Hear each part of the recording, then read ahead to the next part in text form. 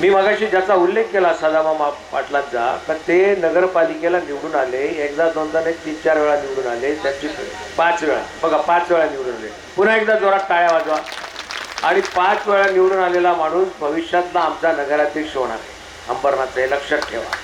आणि नुसता अंबरनाथचा नगराध्यक्ष नाही, उद्याची विधानसभा जर आमची आली अंबरनाथची ओपनमध्ये, तर सदामामा तुम्ही त्या ठिकाणचे उमेदवार असाल, हे मुद्दाम सांगतो. कारण मी अजितदादा पवारच्या पार्टीचा प्रमुख कार्यकर्ता या नात्याने तुम्हाला आश्वासित करतो. आपल्या महिला भगिनी या ठिकाणी आलेल्या आहेत, त्यांना माझी विनंती राहणार आहे की आदिवासी भागामधल्या महिला इथे येतात, आदिवासी बांधव इथे येतात, त्यांची चालीरीती रूढी परंपरा त्यांनी तुम्हाला दुर्डी वगैरे बनवून दिले, काही लोकांनी बनवले ते तुम्ही पाहिले. आमचे ताशे वजांत्रीवाले आहेत, त्यांना त्यांच्यासाठी टाळ्या वाजवा जोरात. दुसरी महत्त्वाची गोष्ट अशी का या यात्रेच्या निमित्तानं माणसाची चर्चा करता येतं, बोलता येतं. एक दिवस आपला कुठे निघून जातो सांगता येत नाही, पण जरा रिलॅक्स मूडमध्ये तुम्ही राहता. राजकारण येत जातं, 5 वर्षांनी येतात, निवडणुका येतात, त्यावेळी आम्ही एकमेकांच्या विरोधात भांडतो, सगळं झालं. परंतु त्याच्या व्यतिरिक्त माणसाचं मन आहे. माणसाला आपुलकी आस्था जिव्हाळा जर ठेवायचा असेल तर मित्र तुम्ही जोपासले पाहिजे. ते राजकारणातलेच असले पाहिजे असेल ना, राजकारणाव्यतिरिक्त सुद्धा मैत्री तुमची असू शकते. आणि म्हणून मला आवड आहे लोकांना बरोबर घेऊन जायचं. मला आमच्यातले काही मंडळी म्हणाला, तुम्ही ज्येष्ठ नागरिकांना घेऊन का आता परत आले, का तुम्ही करता परत, त्यांचा काय कार्यक्रम ठरला.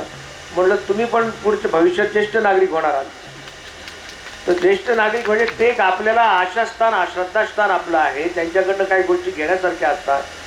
आणि म्हणून मी त्यांच्यासोबत जिथे जिथे जाता येईल शक्य जायचा मी आम्ही मध्ये अयोध्याला गेलो, आता मथुरेला पण आपण जाणार आहोत ना. हे मी अशासाठी बाकीच्यांना सांगतो की जीवन आपल्याला जगायचं, नक्कीच जगायचे, ते सुंदर कसं करायचं हे आपल्या हातात आहे. प्रत्येकाला भूक लागली याची मला जाणीव जरी असली तरी आपलं मन सुद्धा तितकं शांत पाहिजे. मन तुमचं प्रसन्न असलं तर जेवण सुद्धा चांगलं जातं. घाई गडबडीत केलं तर जेवण काय बरोबर पचनी लागत नाही. गोष्टींची नेहमी घाई असते, लवकर लवकर आटपण आहे. आलेल्या पाहुण्याचा पाहुणचार व्यवस्थित झाला पाहिजे, त्याला वाटलं पाहिजे का मी इथे घेतलेलं स्वादिष्ट जेवण आहे, त्याला वाटलं पाहिजे का यानं आमचं आपुलकी आदरातिथ्य केलं. आणि ते विचारे कुठे गेले, विचारे बसले, विचारे आले होते ना, ते विचारे, हे विचारे निर्माता आहेत, ते मागे कसे राहिले. इकडे आम्ही तुम्हाला पुढे बोलवतो अशी असती. हे एका चांगल्या नाट्य क्षेत्राचे निर्माते पण ते संदीप विचारे माझे जुने मित्र आहेत, तिकडे या जरा 2 मिनिटं. तर यांना मी याच्यासाठी बोलवलं, तर दरवेळेला आम्ही बोलत असतो हे त्यांच्या संदर्भातली एक माहिती देतील थोड्या वेळात तिकडे. परंतु याची ओळख तुम्हाला असावी, संदीप विचारे हे चांगलं नावाजलेलं व्यक्तिमत्व ठाणे जिल्ह्यामध्ये, ते नाट्यक्षेत्रामध्ये, आणि नाट्यक्षेत्राची तुम्हाला पण आवड असणं गरजेचं आहे. तुम्ही मध्ये भूमिका नाटक पाहिलं असेल, मी दाखवलं. आता त्याच्यानंतर सखाराम बायंडर पण आपल्याला पाहिजे आणि यांचंही नाटक आपल्याला पाहिजे. त्याच्यावरती 2 मिनटं घेतील आपलं. आणि काय आम्हाला काय खर्च बिर्च काय नाही, विनामूल्य आम्ही दाखवू. आम्हाला स्पॉन्सर मिळणारे लोक आहेत. दाखवायचा उद्देश एवढाच आहे की समाजामधल्या चालीरीती रूढी परंपरा ज्या आहेत त्याच्या अनुषंगाने आपण कसं वागलं. आणि वागत असताना आजच्या ह्या धकाधकीच्या जीवनामध्ये लोकांना हार्ट अटॅक येतो, ब्लड प्रेशर होतो, डायबिटीज झालं आहे, बरंच काय अनेक अडचणी. त्याच्या व्यतिरिक्त सुद्धा तुम्हाला मनाला मोकळेपणा असणं गरजेचं आहे. इथे आम्ही सर्व खेडेगावातले असलो तरी आमचं आयुष्य सगळं शहरीकरणात गेलं आहे. तरीसुद्धा महिन्यातनं 2 महिन्यातनं 4 महिन्यातनं जर आपण आलो लोकांच्यात तर आपल्याला बरंच काय बोलता येतं, चालता येतं. इथे भुजबळताई आहेत, तुम्ही या इकडे जरा 1 मिनिटं या फक्त. या भुजबळताई यांची मुलगी आहे भुजबळ, शुभांगी भुजबळ, ती सावित्रीचं काम करते. सावित्रीचं नाटक आहे ना सावित्रीताई, त्याचं काम करतात. ह्या होती त्या आमच्या शेजारी राहतात. आम्ही 40 वर्ष एकमेकांच्या शेजारी. शुभांगी आमच्या समोर लहानाची मोठी झाली. तर ही माहिती तुम्हाला अशासाठी देतो. ज्या भुजबळ मॅडम आहेत त्यांची मुलगी आहे, हे नाटकासंदर्भात सुद्धा बोलली.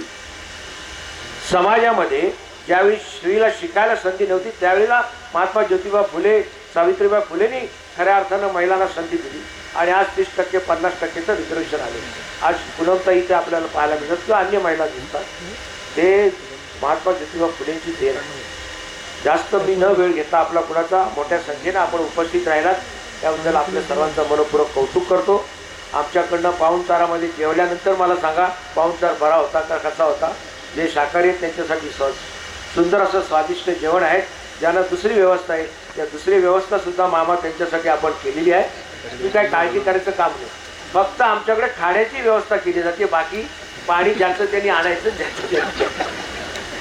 आनंदाने सर्वांना आपल्या राज्यात पत्रकार मित्र माझे आहेत, जुने सहकारी आहेत, त्यालाही माझी विनंती राहणार आहे का इथल्या आलेल्या माणसांचं मत आपण आजमावून घेत जा आणि आपल्याला त्याच्याबद्दल माहिती, आपल्याला समाजामध्ये काय काय चाललं ही माहिती मिळेल.